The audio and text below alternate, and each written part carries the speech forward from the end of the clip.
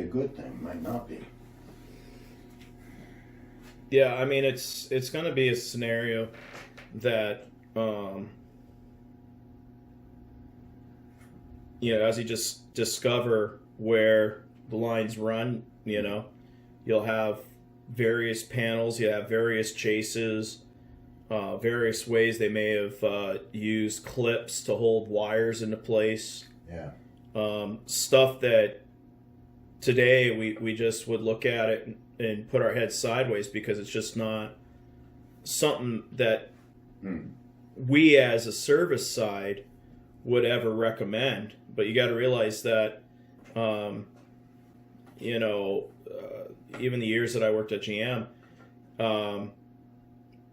working at Cadillac, we worked on cars and you just shake your head and going, what in the world were the GM engineers thinking? Yeah. But you have to realize something is you have the designers design a vehicle. Right. Then the design is sent over to another department and they're told to power this unit. Yeah, make this work. Make it work, make it happen. And I don't care if you have to fix it. it could be as simple as GM saying, all right, here's a silver side design. We want to put our brand new diesel motor in there. Okay, well, the motor is this size. How are we going to make this happen? Because the design is the outside. It could be the passenger compartment, driver's compartment. What's not designed will be the luggage bay area, the engine area. The engineer department is who's going to factor in what motor, what chassis. Right. They, in this case, chose a unibody design for the bus. This bus does not have a traditional chassis for this motor to hang. It hangs, versus sitting on a chassis like it should. And that's where the flaw comes out. We're just lucky this bus doesn't have it, so it doesn't have a cracked frame. And it appears as if it never had it. And if it has a patch to prevent that, then it's in a place where it's not noticeable, because a lot of these buses, they're exterior as well as interior. You got Scott Crosby's bus that has these large plates over the wheel wells in the back. Now, a lot of times that was from buses that traveled in snow areas, and the snow change just ripped up the siding. But apparently it's thought that that's also part of his reinforcement from the sag that's in his bus. And his is pretty substantial. But we're just lucky in ours. You took a photograph before you started taking all that apart, right, Joe? Always photographs. And don't take the wires off of Anything yet. Because I want to color code so I know where things are going on that in relation to verify the wiring harness. Right. We have this wiring harness on the table here that we've color coded, but you don't want to jump the gun. You get excited wanting to pull these switches to see if they seem to function. Well, the only way you can function them is to actually put electricity in to check them. But if you start pulling things apart, you're assuming that these wiring diagrams are correct. Not exactly true.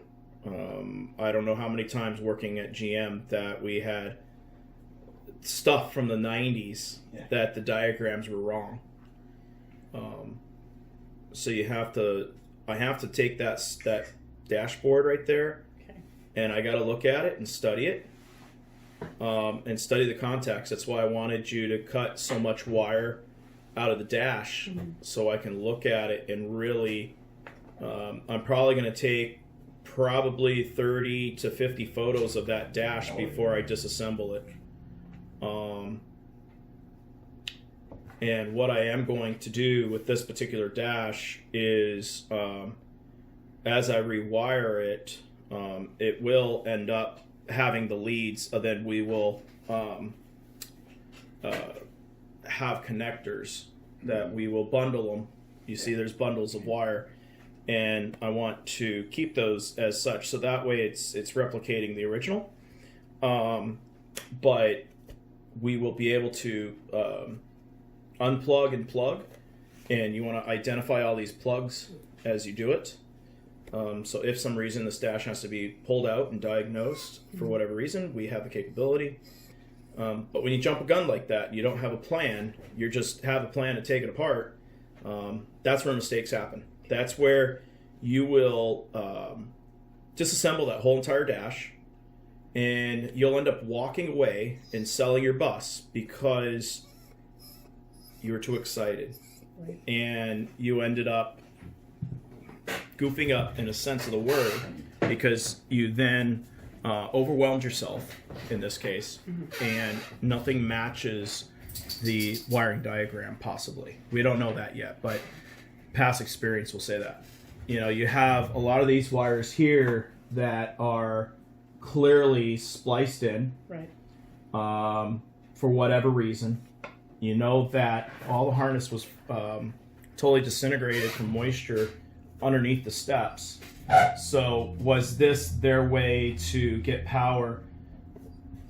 This is a 2-wire cable, and it's kind of like house wire. And why did they splice in?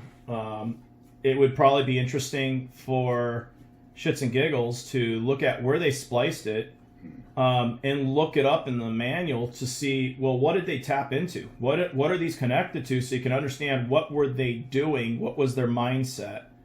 But as far as the old wires, you can make out some of the colors, but over time they've clearly faded. I mean, I see a wire that's nice, relatively nice red with a black tracer. Right. But yeah, I mean, as far as everything, you know, just looking at how the cloth is nicely tied off, makes it easier for keeping it organized. But taking more than enough photos, hopefully you can decipher. But this is a rat's nest, if you will. It's a very organized bees hive. Oh yeah. And if you took it all apart, just to take it apart, yeah, it's all identified in the manual. But what you have is you have stuff that crosses over. Right. So where you are with all the dash buttons, they cross over to here on this side. Then it appears that there's a single wire that goes from here to our center panel, which is more of a distribution because you're able to disperse it by 2, 3, 4, whatever your output needs to be, because these are only studs. There's some that have nothing on them, so obviously they did. You know, you have room to add if you needed, right? But all of these contacts will have to be cleaned. But you can just see how the wire just ducks underneath there, and see how it pops up underneath, Jill. Yeah. So that gives the overall signal back to the, what is this side? That's the fuse. Correct. Fuses. So you have one side that's power, one side that's output to the device. So all your circuits have to be protected. So, and have you determined whether this is a power wire or a ground? Is it black or is it red? I guess it's black. It's closest to black. Okay, so now one thing with the lesson here is this bus was originally a positive ground vehicle. So it means technically the red wire would have gone to the chassis and the black wire would have gone to the devices. Okay, so it's power. So technically speaking, this is where things can get twisted in your head. Right. Technically, what is that cable?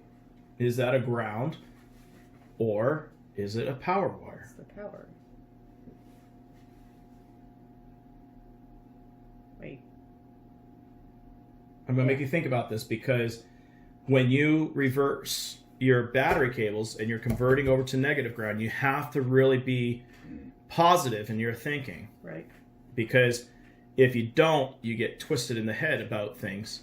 Right. So what needs to be a ground needs to be a ground in our traditional sense of today. Right. And what needs to be power needs to be power. But everything on this bus was opposite back in those days. So that's going to turn into a red wire. That's going to turn to a red wire. Okay. Yeah. So your original thought was good. It's just that when I just looked at you and stared at you, all of a sudden you became questionable about your own thought process. Yeah. So you weren't as confident. So that is what you got to think of. People keep talking about, oh, this is easy. I'm just going to change the battery cables. Technically, that is all you got to do, and you got to go up to the dash and you change the two wires on the back side of the voltmeter, so that way it still reads positive charge, not negative charge when you're actually charging. So that's all that is, just so it reads properly. But in reality, being that you're rewiring the bus to be, what are you looking for?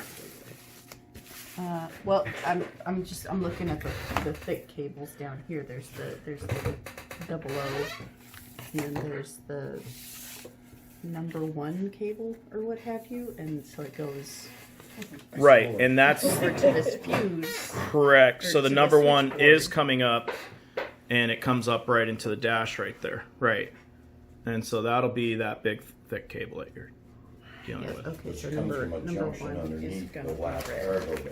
Right, so that wire is depicted here, which is now marked as a positive, which originally this would have had a negative here. Okay. So when you make these changes, you just have to be aware of Yeah. what things you have to change, because if you don't make the changes, such as this cable going from black to red, Right. changes such as the voltmeter wires being changed, when it comes multiple years down the line, if we replace that cable with an additional cable just as it was being black, people are going to unfortunately hook it up wrong. If they had to disassemble and diagnose, they're going to hook to that thinking it's ground. Yeah. And not realize what they're thinking, because they automatically see black as a ground, and versus when in reality it's a power. So that's the number 8 red, the thick one. Yeah. That's the fuse. So I mean, when we start clearing the table here with what we have going on here, so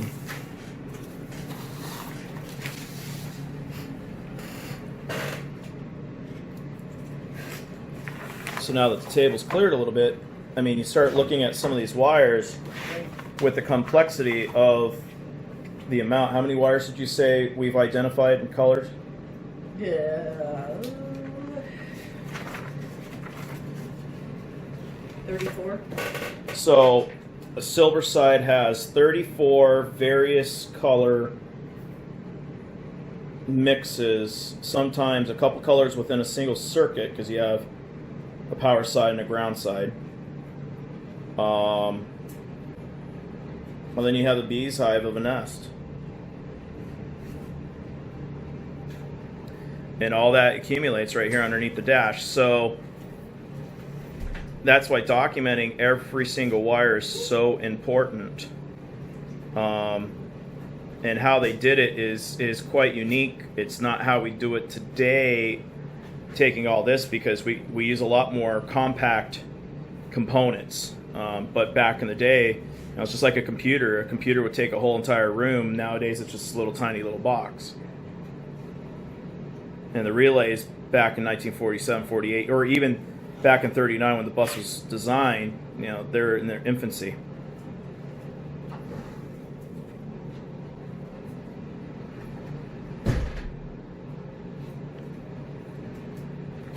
So as a harness is put together, you got to look at all these points. So Jill here is one of our employees here, and so she's learning electrical.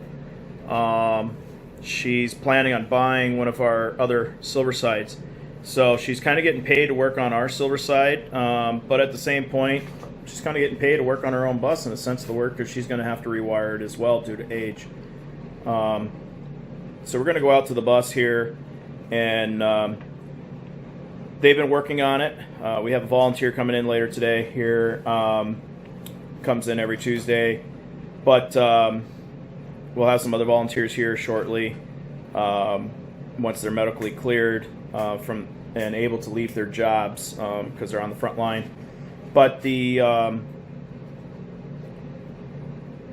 buses had various panels pulled apart to expose the harness, and what you're going to see there is why we had already planned to do this. You're talking a bus that is really old. It's a braided cloth wire. The cloth, the wax, well, it's not really a wax, but the treatment that's on the fabric has worn off through the years. Basically, you have just pure cotton when you look at these wires. And due to age, these wires now will get hot, and they can thus start a fire potentially. And so we have a supplier that we work with that takes modern wire and wraps it just like the original with the special braiding machine. And this is a little sample of a small 50-foot unit. Zooming in here, you can see the actual, and this has been cut a long time ago, so there's oxidation on the copper wire, but you can see the original wires, actually a white exterior, and this is why it's a good choice for you guys to look at. And her machine actually will braid the cloth over, so this is considered a black with one red tracer, but there's all kinds of different patterns. So this is just one 50-foot coil. We are in the planning stage. Jill has color-coded everything. There's certain circuits that we have totally blacked out, such as the reading lamps, for example. So there's certain circuits we won't be utilizing. But on the dash, that pull switch may be utilized for a different type of circuit for our needs. We do have some overhead bins that will be reinstalled. So we may choose to reintroduce that circuit. So, but for right now we have it scratched, just because this particular wiring diagram, we have a couple of them, but this one here is our sacrificial lamb, and this is helping us to determine, as we measure the bus and the circuits, how much material is needed. But for the most part, you're going to have all original dash with the original push-pull knobs, starter, the whole 9 yards. So keep following us on this video, and you'll see how an original Silverside's bus is wired.